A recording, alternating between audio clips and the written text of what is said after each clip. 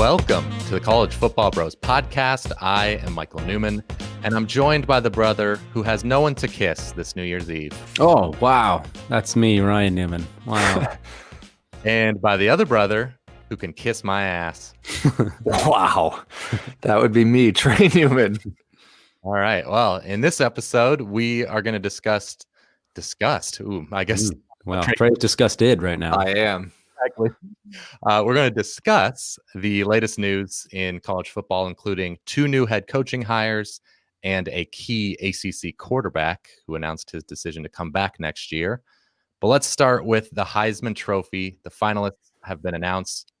Trey's wearing a Heisman t-shirt if you're watching on YouTube. Yes. And so the finalists are Trevor Lawrence, Mac Jones, Devontae Smith, and Kyle Trask. So my first question is not who you think will win, but who you think should win.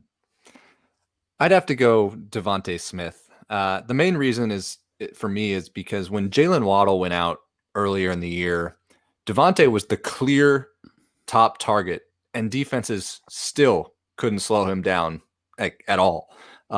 He had 12 more receptions and over 300 more receiving yards than the second best guy in the country, Elijah Moore. He caught 17 touchdowns, over 15 yards per reception. I mean, he can go on and on. He started returning punts. He averaged 25 yards per return. He housed one of those. He's just so electric. Yeah, it's definitely a hard choice this year. I feel like it really could be any a few of these guys, and I would not have a problem with it.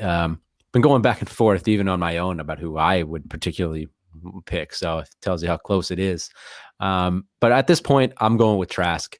I think just when you look at the stats, the comparison between him and Mac Jones, I mean, it isn't all that much. Trask has more, more yards and he has more touchdowns. But very similar. But I just feel like that he's kind of carried that Florida team more than maybe Jones has carried Bama. I feel like Jones obviously has a lot of support around him, where if you put, X quarterback into that system, that X quarterback is still going to have remarkably good stats. Whereas put X quarterback in Florida, I just don't feel he would have the level of success that a Bama QB have. So, I have no problem with Mac Jones winning or Smith. They're all deserving. It's splitting hairs, but I'm going to give it to Trask. Yeah, I echo your thoughts about this being very close, very tough. I also would vote for Kyle Trask. When you look at his numbers per game compared to Joe Burrow at the time of the Heisman ceremony last year, it's actually like pretty dang close. There are some things that favor Trask and some that favor Burrow, which is pretty crazy to say. And when you throw Mac Jones in there, he was a little bit more efficient than Trask. Yeah. But when you adjust for the fact, like you said, that he's got an insane offensive line in front of him, one of the best running games in the country, those are things that didn't have. No Florida running back, I think, it went over 100 yards this year in a game. So yeah, if this was only MVP, he would clearly be the winner. But I mean, he threw 10 more touchdowns than the second place. Like he had insane stats this year. Yep. Yeah. And Devontae Smith, it was close. I can totally see voting for him. One small reason, I hear you about the reason with Jalen Waddle going out, that helps his case because he was the total focus. But in some ways for me, I also looked at those first 4 games when both of them were healthy, and Waddle actually had more yards, same amount of touchdowns. So, 4 games into the season, I was thinking Waddle's even better than Smith. So yeah. If I'm splitting hairs, that's I guess why I didn't have him first. But okay, so those would be our votes. Who do you think ultimately wins, Trey? I'm saying Devontae, and I'm strictly basically saying this just because of the odds right now, where he's the slight favorite. If I tried to think, if I didn't know the odds, I'd think in terms of the media and their mind, I would say they would probably pick a quarterback and take Mac Jones since he just beat Florida, which to me I think is unfair. Like, I personally, along with you guys, I would put Trask ahead of Jones if I had to kind of rank them. But you just kind of get the sense that the media isn't necessarily oohing and awing over Jones, and I think he's just a product of the system, fair or unfair. So I think that's why they might give the edge now to Devontae. Yeah, I think Devontae also wins. I mean, the betting websites usually have a good idea of what's going on here, but I also just think that he's kind of gotten a lot of the headlines for that offense just because of the big plays that he makes. I mean, you see Najee Harris dominating also, but I mean, Devonta Smith he'll have those long bombs and he's just wide open. He's getting 70-yard touchdowns, and it's just big splash plays that sticks in your head. And obviously with Waddle out, and now he's the clear receiver to go to guy. It's not a balance of power like it was last year where they had 4 practically first round wide receivers. So he is the main dude on that team. And it really just sticks out more. So I think that's, even though his stat, he had amazing stats last year. And he wasn't sniffing it, but so I think he just gets a little bit more of the publicity for the offense, even though, man, Najee Harris might be the best player on that offense. It's just, you could split hairs, I guess, again, but I mean, Najee's been incredible. So, and Mac Jones, like, I know that's not what you were saying, Trey, that he's a product of the system, but just want to reiterate how, there's been a lot of players who have really good talent around them. Not a lot have done what Mac Jones just did this year. Like, his numbers are amazing. I know Pro Football Focus has him as their highest graded passer that they've ever had since they've been covering college football. So it's insane what he's done too. But yeah, I would also predict Devonta Smith. He's the favorite. But this is the first time in what feels like a long time. Most years there's who's going to win it. Like there's no drama on the night of the Heisman ceremony. But this year there is. Like it could be obviously Devonta Smith's the favorite. Then you've got Mac Jones behind him, and Trevor Lawrence isn't too far behind either. If those 2 Bama guys split votes, so Kyle Trask would shock me, but the other 3 guys wouldn't. And it'd be interesting, obviously, to have finally a non QB running back. I mean, it's what happened 4 times, in the history. Like, it just never happens. And the last time was Woodson back in '97. So I mean, it's just been forever. And then I think '91, maybe when you go to the Desmond. Yeah, Desmond was the last receiver. I think I'm pretty sure back in '91. Because I would, yeah. So I mean, Woodson played a little both ways, but yeah, he predominantly D back. Predominantly D. Yeah. All righty. Well, there you have it. That's our Heisman discussion. Let's get to the coaching carousel. Arizona, the Wildcats have hired Patriots quarterbacks coach Jedd Fisch as their new head coach to replace Kevin Sumlin. What do you think about this, Ryan? Yeah.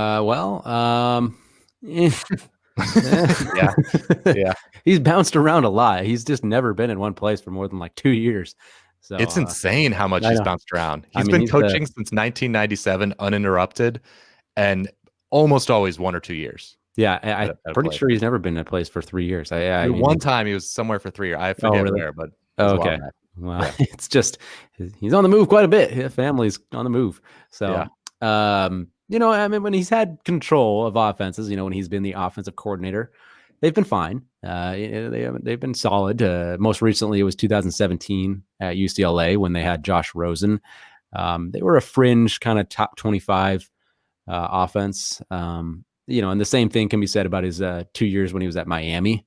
They were kind of fringe-ish top 25 offenses as well, about 10 years ago or so. So he's had some success where he's been, and apparently he comes with a lot of big name coaches kind of like the hire. They talk highly of him, but he's just not a household name. It's just not somebody that gets you excited about, oh yeah, we're bringing in, a big name coach or somebody that, kids have heard of.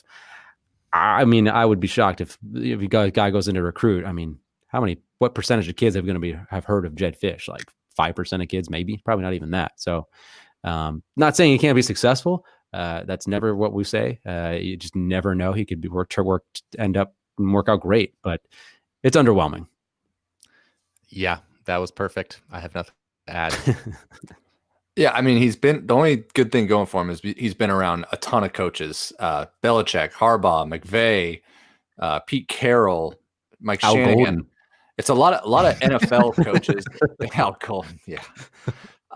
But the one concern I do have is he's been out of the college game the last few years, so we'll just see. As long as he brings in a good staff, maybe he can put it together in Tucson. Yeah, he's looking for Don Brown, I think, as far as his D coordinator. Oh, So that would be a good potentially. hire. That would be very very good. solid. Yeah. All right. The other domino that has fallen, UL-Monroe, of course, big domino, has hired Terry Bowden to be their head coach. He's back. What do you think, Trey? Yeah, I mean, it's not super sexy or splashy, but it's safe. Knowing what we know now about Akron and how bad they are, Bowden's stint with the Zips wasn't dreadful. No, It was good. Like, but Yeah. compared to what happened at Akron before and after, like you say, like he did well. Yeah, so I mean, he can bring stability to this position and be a good CEO. And I'd imagine UL-Monroe's goal here is to have him kind of groom the next head coach. That, in my opinion, that's probably what maybe the long-term plan would be. Yeah, sure. Yeah, I think it's a fine hire. Like, it's not, like you say, it's not gonna get you super excited, but he's done well at a bad program before, so maybe he can do the same. At a worse, well, probably. Eh. Yeah, maybe level. UL-Monroe's been to one bowl game, I think, in their history, so it's not great. All right, the last piece of news we have: De'Aaron King announced he is taking advantage of the extra year of eligibility and staying at the U. And as we record this, just a few hours after he looked to suffer a knee injury during the bowl game, we don't have any news on the severity of it yet, but it didn't look great. So we hope it looked worse than it is. But anyway, assuming he can play next year and be healthy, this is huge for Miami. He helped take their offense from 81st in SP Plus last year to 30th this year, of course, with the help of the new offensive coordinator, Rhett Lashley. So his college stats are very good. He's a very good quarterback, but he's low in just about every ranking of draft eligible quarterbacks that I've seen. So it makes sense for him to, come back, maybe one last hurrah, try and make an ACC championship, maybe improve as a quarterback enough to get a better look in the NFL, or at worst, go into the NFL as an athlete. And this is just such a strong QB class that, I mean, not that he's fighting for a first round pick, but, might as well maybe try next year when it's not as deep. Yeah, and he's one of those great college quarterbacks. I love seeing him come back. He seemed to thrive in Lashley's offense. And, I'm hoping that the injury isn't that severe, because if he gets a legit he didn't have a legit offseason this past year, and he did pretty well with that offense. So if he can have some form of an offseason, hopefully with the injury isn't too severe, how can you not like having a dynamic playmaker and right back there? So I hope he's okay. I mean, if he hadn't transferred there, like, because they won a lot of close games this year, I feel like it could. I mean, I know Perry kind of looked good in that bowl game there, so maybe he would have done well too. But you have to think they would have lost a couple more games, and I don't know. I think he's been big for kind of resurrecting Manny Diaz. I know it was only 1 year that he struggled, but it was not a great start, and kind of. I think it's huge. I really do. I think he was the main key in that cog, right? He just completely turned it around. I don't, like you said, if they didn't have him, I mean, are they? They went 8-2. I mean, do they go 5-5, or it's hard to say exactly, but he was a driving factor, no doubt about it. It just seems like what else changed? I mean, Rhett Lashley, I guess, but the combo seemed to work out pretty well. All right, let's recap some of these bowl games since last time we recorded. Ryan, get us started with the R+L Carriers New Orleans Bowl. Yes, we had Louisiana Tech up against Georgia Southern. This one. It wasn't supposed to be a blowout, but it was. Shai Werts ended up playing in this one. Actually, didn't think he was going to. No. He surprisingly did, and led Georgia Southern to a dominant 38-3 victory. He had 4 total touchdowns. So just an easy victory for them. Yep, absolutely. All right, what do we got next, Trey? We got the Montgomery Bowl, which had Memphis up against FAU. Memphis won this 25-10. They actually went up 18-0 at halftime, and they kind of coasted in the second half. Brady White caps off his stellar career. He was the MVP in the game. He threw 3 touchdowns, and the Tigers, they get their first bowl win after losing their prior 5. Is Brady White going to come back for a 12th year, you think? Yeah, exactly. Doesn't sound like it. All right. New Mexico Bowl, Hawaii against Houston. Hawaii was an underdog, but was in control pretty much the entire game here. The defense dominated, and Chevy Cordero at quarterback for Hawaii played well. Houston was shorthanded. They had close to 20 guys out due to COVID. They did end up cutting it to 7 in the third quarter, but Hawaii immediately answered with a 92-yard kickoff return for a touchdown, and that was it. No more scores after that, 28-14. Yep. Yeah, that was disappointing for Houston this year. Just got off to a horrible start, having like their first like 4 games postponed, and yeah, that's tough. All right, let's go to the Camellia Bowl. We had Marshall up against Buffalo. It's a low scoring slugfest in this one. Buffalo, it was tied 10-10 late with about a minute left, and Buffalo scored a touchdown from the goal line to go up 7. They could have knelt and kicked essentially an extra point. Well, they kneeled on first down. So yeah, it was about 2 minutes left, and then they kneeled on first down. The other team had no timeouts. They kneeled on first down. So 2nd and goal from the 2, or practically the 2, they decided just to run a play, and they ran it in the end zone with like a little more than a minute when they could have just kneed again on 2nd down. So they would have had 3rd and goal from about the 2-yard line. And there would have been like, they could have run a play with about 20 seconds on 3rd and goal and just legit try to run it in then, if you don't get it, okay, kick, because they had a timeout they could have called on offense. So, but they decided to kick it, or they decided to just get the touchdown on 2nd down, giving Marshall more than a minute left with the ball. And Marshall got down to Buffalo's 20. They threatened, but Buffalo got a sack or 2, and then Marshall kind of petered out there. But, it's analytics, and it's up for debate here, but felt like they should have just kneed and run on 3rd down. And if you don't get it, kick essentially an extra point to win, which gives you a 90+% chance to win. So, but they won. All right, moving on to the Serve Pro First Responder Bowl, Louisiana versus UTSA. Louisiana, they won 31-24, but they had to earn it despite being big favorites. And that's pretty much the story of their year. They won a bunch of close games. They were up 24-7 before Frank Harris led the comeback for the Roadrunners. Raging Cajuns, though, they scored with about 7 minutes left to break the tie, and then the defense held off UTSA in the final minutes. Elijah Mitchell was a beast, 127 yards and a score on the ground. He was also the leading receiver. And so Louisiana, they finished 10-1.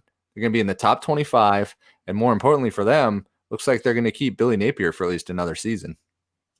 Unbelievable what he's done with that program. That's crazy. And how fortunate they are. Yeah, for sure, to keep him. All right, next we got the Lending Tree Bowl, Western Kentucky against Georgia State. The Panthers of Georgia State got an easy win, 39-21. Quad Brown, the freshman quarterback, had a very good game.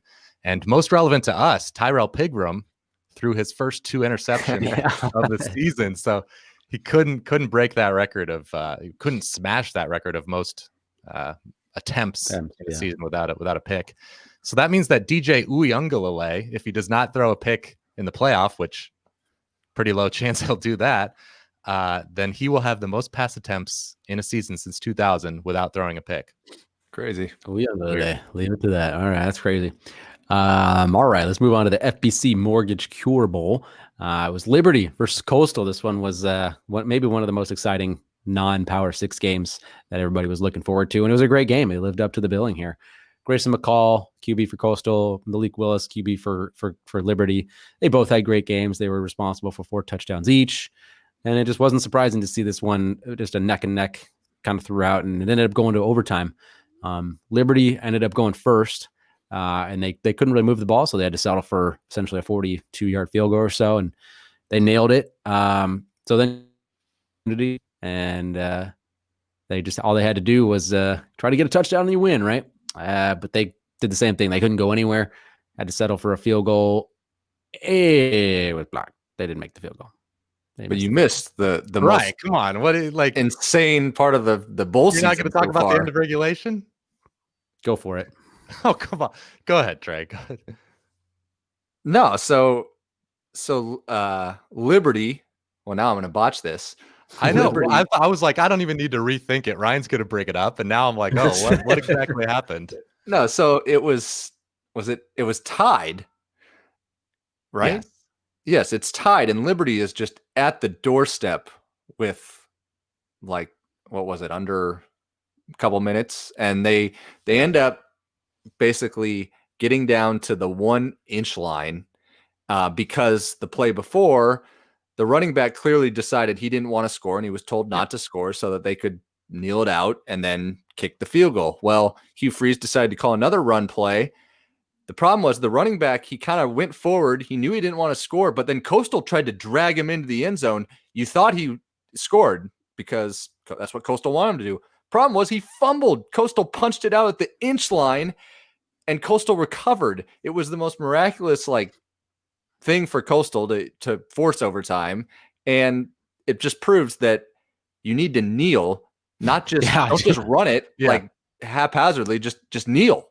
Don't let the guy cut you. It's like the running back for no reason goes into a crowd of people. Like that's the last thing you want to do. Like all you need to do, like you say, is just kneel it out, and you can get to that situation where it's an extra point to win. It would have been like, a 22-yard field goal, whatever, to win the game. You gotta. Their kicker, I think, was 40 for 40 on extra points on the year. So you got a 97%, whatever you want to call it, chance of winning.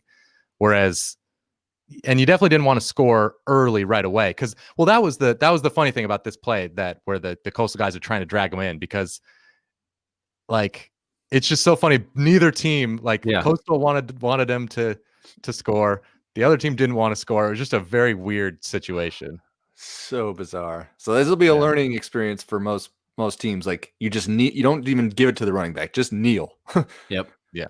In that situation where the other team. Yeah. Think about it. If the other team wants you to score, you just go down right away. Both teams came to the same conclusion that exactly. It would be best for Coastal if Liberty scored. And so Liberty was like, I don't want to. And when they fumbled at the goal line, though, it just felt like Coastal was a team of destiny, man. Yeah. They had the unbeaten year. They were going to overtime, and unfortunately, the Shans couldn't pull it out. But still, great game. Both teams had a great year.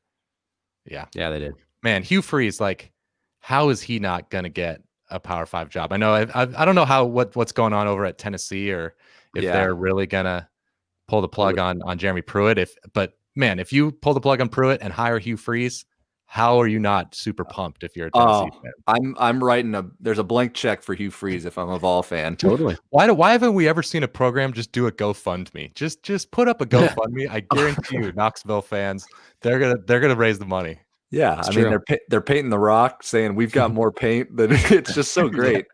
All right, so moving on, we had the Cheez-It Bowl, Oklahoma State and Miami. Oklahoma State won 37-34.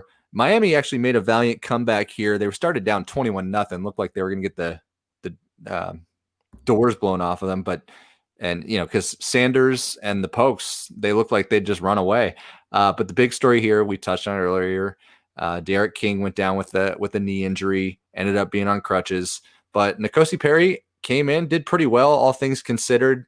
Fought back, cut it to 3. They had the ball late with the chance to go down and tie or win the game, but couldn't get done. Spencer Sanders, 405 yards through the air, led them in rushing. Really good cap to the year for him. N'Kosi was awesome. I thought he was just dropping dimes. The receivers just couldn't hold on to the darn ball. They had friggin' 4 easy drops. He was doing really well.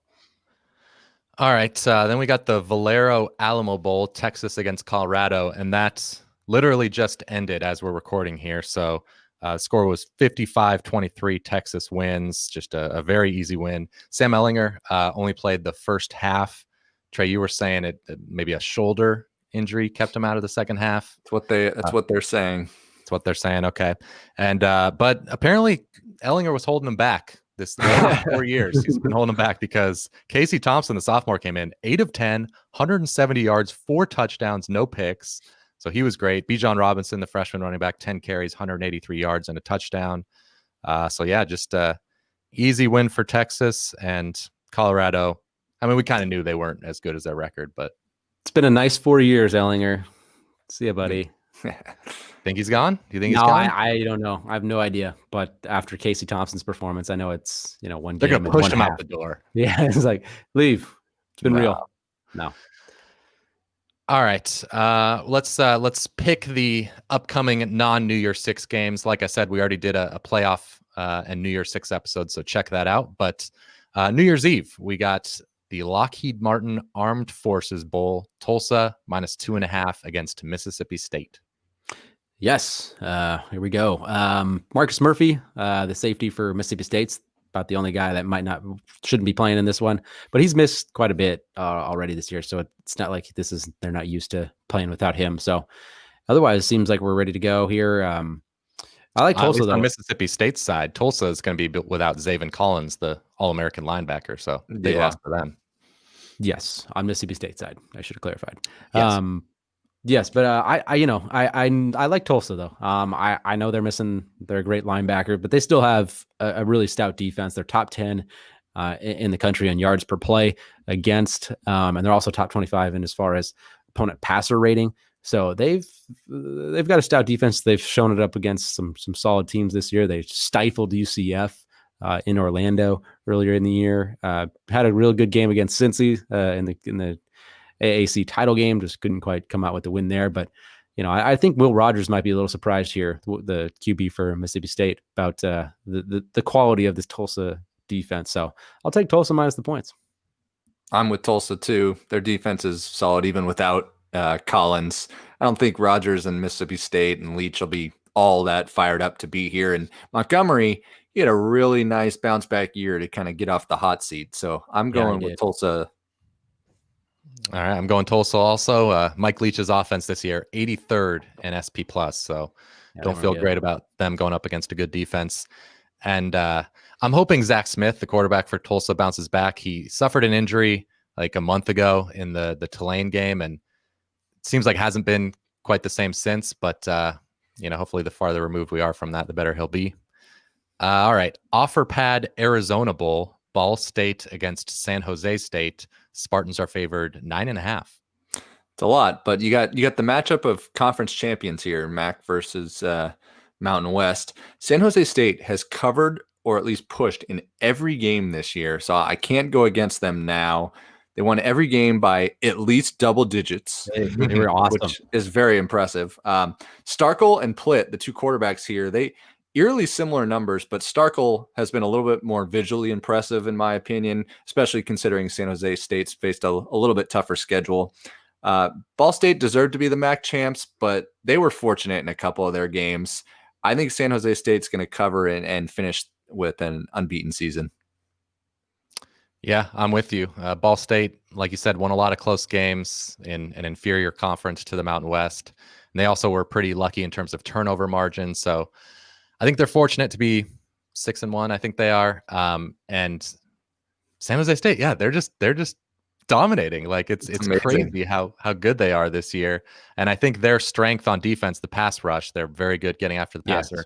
That lends itself well because Ball State, that's what they do. Is they're not very good on defense, but they have a pretty good offense. And Drew Plitt at quarterback is the key to that. So if you can rattle him, it gives yourself a chance, especially with I think Caleb Huntley, their running back, is opted out before the MAC championship. Right. Yeah. And I kind of see these teams as when you just look at the conferences, I just see the Mountain West as just a much better conference. I think Conference USA and the MAC have been kind of maybe even a little bit worse than normal this past year. So I like San Jose State too. I think their passing game's too good for Ball State, and I don't think they'll be able to keep up. Give me the Spartans. All right, we got the AutoZone Liberty Bowl, West Virginia, -7, not against Tennessee. Tennessee had to cancel due to COVID, so Army is taking their place. Of course, everyone wanted Army to get into a bowl after going, 8-2, 9-2, something like that. 9-2, I think. Yeah, 9-2. I'm going to go with Army here. Jeff Monken is 3-0 in bowl games at Army, so it seems like other teams having more time to prepare hasn't exactly been an issue for them.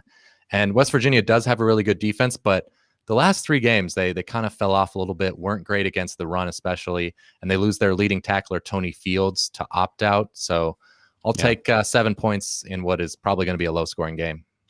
I totally agree with you. I think with Tahir Tyler kind of running that option attack at QB for Army, he's done a good job, and he just runs it as what you would expect. They hardly ever throw, but they're just solid with it. And they're 4th in the nation actually on defense as far as defensive passing yards per game. So they kind of shorten up the game a little bit. They limit you as far as big plays. I think it's going to be kind of tough going there for Jarrett Dagey and company on offense.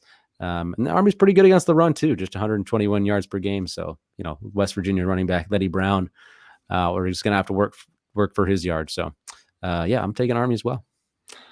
I've been on the Mountaineer wagon this season, but I got to take the points with Army. They won the Commander-in-Chief. They battled with Cincinnati earlier in the year. And since Army was a late add to this game, not a lot of time to prepare for this option tack. I'm going to take Army to get the cover and make them my lock. Nice. All righty. By the way, I forgot to mention that I'm going to make San Jose State my lock. I didn't bring that up. San Jose State is my lock. All right. There you go. There you go. Whoops. It's been a weird season. I'm off my game. We're doing multiple episodes tonight. We are. We got a lot of content coming out, so check out our YouTube. Yeah. Anyway, the Mercari Texas Bowl has been canceled due to COVID issues at TCU. So no bowl game for Arkansas and TCU. So we'll go to New Year's Day now. We've got the Verbo Citrus Bowl, Auburn against Northwestern. Northwestern's favored 3, Trey. This is a tough one, given that Auburn, of course, just fired Malzahn. You got a lame duck staff going here. They obviously didn't have the season that they wanted. And then on the other side, you got Northwestern. Their D is stout and should be able to contain Knicks, but I just have a hard time giving points with this Northwestern offense. They had a couple of running backs this week enter the transfer portal. They've had a lot of transfer portal entries. Also had a starting DN, Iko Leota. So they might be a little disappointed with that, and then having lost the Big Ten championship. I think Auburn's going to be creative with the playbook, lean on the SEC Freshman of the Year, Tank Bigsby at running back. They have nothing to lose, so I'm going to take the points with Auburn. I think this game could be pretty ugly. I don't trust Bo Nix going up against a great defense, but I also don't trust Northwestern going up against really any defense. So in an ugly game, I always take the points. So I'll go with Auburn +3. Yeah, I agree with you guys. I see Trey's point of view. I just feel like Auburn could maybe just open things up a little bit, since it's like, who cares? I mean, this is just kind of a free game for them. And Northwestern's offense is brutal. And they, like Trey also mentioned, I don't know what's going on. They've had a lot, like an abnormal amount of opt-outs for them from guys that played. So I don't know what's going on there at Northwestern. I don't know if maybe Pat Fitzgerald's looking somewhere else, and maybe pro game here or what? Right, you're just throwing out wild rumors. Wild conspiracy theory here. Yeah. All right, January 2nd, we got the Tax Slayer Gator Bowl. It's 8-3 NC State, a 2.5-point dog to 4-6 Kentucky. But that actually makes sense. NC State was 4-1 in one-score games, and they avoided Clemson and Notre Dame, so they had a pretty easy schedule. They didn't have to play the likes of they beat Liberty. Alabama and what's that? They beat Liberty. They did beat Liberty. That was a solid win for sure. So I'm going to go with them, actually, despite the poor schedule. Bailey Hawkman's been playing better at quarterback to end the season, and Kentucky's offense, led by Terry Wilson, is just very limited, especially towards the end of the season. They were held to 10 points or fewer in 4 of their last 6 games. Of course, fired their offensive coordinator. So yeah, I like the Wolfpack. Yeah, I like the Wolfpack as well here. They just, I don't know if I've ever picked.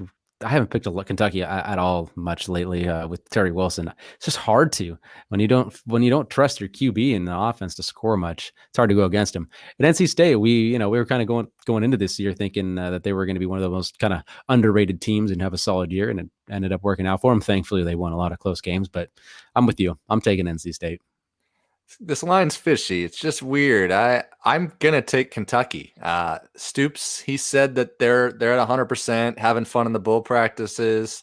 Obviously, the offense leaves a lot to be desired, but defense is strong. Should be able to contain Hawkman. Hawkman, he has been pretty solid, but he's been prone to throwing picks. He threw 8 since becoming the starter halfway through the year. So I'm gonna take Kentucky. All right. Outback Bowl is the last game we're going through here. Ole Miss versus Indiana. Hoosiers are favored 8, Ryan.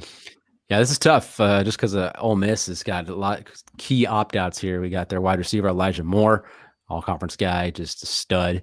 He led the nation in receiving yards per game, more than Devontae Smith. Yeah, and receptions, I believe it was too. Yeah, he was awesome. Not just him though. Kenny Yeboah, their awesome tight end. I think he was like 4th in the nation in receiving yards for tight ends. He's without him, and then Jerrion Ely, their star running back.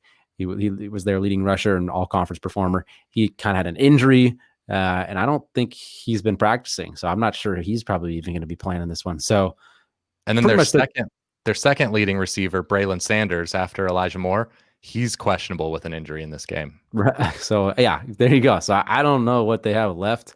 Some of the sometimes I think it was the game that both of those guys were out. I think when it was Moore and Yeboah, it was the game that Corral threw like 5 picks. So yeah, they did put up 48 points on LSU. But true. I don't know how you do that, but no, I'm going to take the Hoosiers here. I think Corral's going to end up having to throw some picks. He's going to have to force some balls in there. Indiana has a good defense. They'll capitalize on mistakes. So I'm going to take them, and I'm going to make Indiana my lock. Yeah, I mean, the one slight on the Hoosiers is they might be a little disappointed not being selected to a New Year's Six bowl, but Tom Allen just always seems to have these guys up ready to go. And last year in their bowl game, they had a heartbreaking loss to Tennessee. They want to finish this year on a higher note. And then, like you said, Ryan, like Corral is coming off a 5 interception game. He had another game earlier this year where he turned it over a ton. So he's prone to plenty of turnovers, and that's not a good recipe against a really good Hoosier defense. I think and on the offensive side for the Hoosiers, they don't strike a bunch of fear, but they're solid, and especially against this Ole Miss defense, I think they should have their way. I'm also going with Ole Miss. I'm sorry, I'm also going with Indiana. Yeah, that would be weird if you went with Ole Miss after all that. Yeah. COVID has also been an issue, so it's not just these opt-outs. With Ole Miss. Lane Kiffin was quoted as saying, "We're kind of running out of players here, which is not ideal when you're a tempo offense, but it is what it is." So yeah, we don't know who's going to be out even too. It could be some key guys, and could be Corral for all we know. Like I know it could be. We don't know. No, we have no idea. It seems a little interesting that they're. Or for all I know, at least, maybe somebody knows. maybe someone that's more well informed knows that Corral's been practicing or something. But I just hope that they're able to go and enough guys are healthy and we're safe and are able to go, able to play. But you know what? I'm going to go with Ole Miss. I'm going to take the points. I just love Lane Kiffin. I think no matter who's playing, they're going to put up points. Like we said, even with Corral throwing 5 picks and missing the top 2 receivers against LSU, they put up 48 points. So I'll trust Lane Kiffin to hang in there here. Fair enough. All righty. Well, that's it. Thanks for listening to the College Football Bros podcast. If you haven't already, be sure to check out our playoff and New Year's Six preview episode that's in our feed. Subscribe to us on YouTube. We're trying to grow our audience there. We just got up over 400 subscribers. So we've got a long quest to 1,000, but that's our goal. So follow us there. Like our videos, thumbs up, comment, all that stuff helps YouTube show our videos to more people. So thank you for that. And have a happy New Year. Happy New Year, guys. See you later. See you next year. Oh, God. Good one. Bye. You've been watching the College Football Bros. Be sure to subscribe here on YouTube and in your podcast app for college football content all year round. For bonus episodes and access to our Discord chat, join our Patreon at patreon.com/collegefootballbros. Thanks for watching.